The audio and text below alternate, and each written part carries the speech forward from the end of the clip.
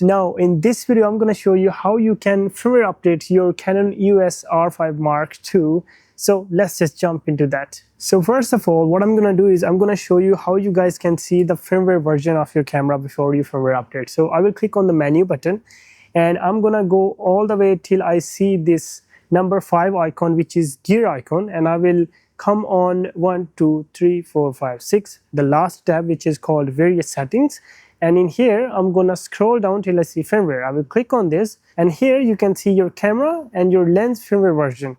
So my camera is on firmware 1, and I have to firmware update to 1.3.1, which is the latest firmware as per now in August 2026.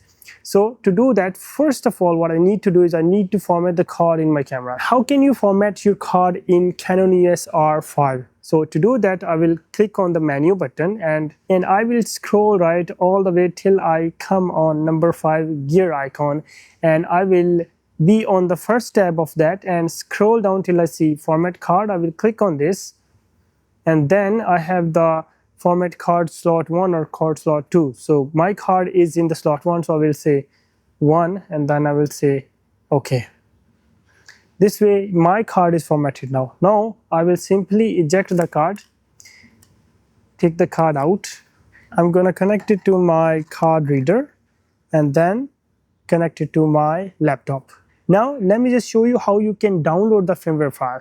So to do that, for now I'm in Dubai, so I will go on internet and I will search Canon UAE. And for you, it can be any other part of the world. You have to search the appropriate part and then open it. Once you open it, there will be this page in front of you. You will have to go on help and support, click on that. Once it opens, you need to scroll down till you see this place where you can put your device name. So for my device, it's EOS R5 Mark II. I will put that, click on that, and once it opens this page, I will click on the firmware file. And here, if you are on Windows, you can select Windows file, and if you're on Mac, you can click on Mac, and it will start downloading the file. Once the file is downloaded, it will look something like this. You have to open it first. Once you open, there will be a FIR file, which is firmware file, and then there will be manual of how you can firmware update. So you can just copy this firmware file and paste it on the root structure of the card, not anywhere else. Root structure.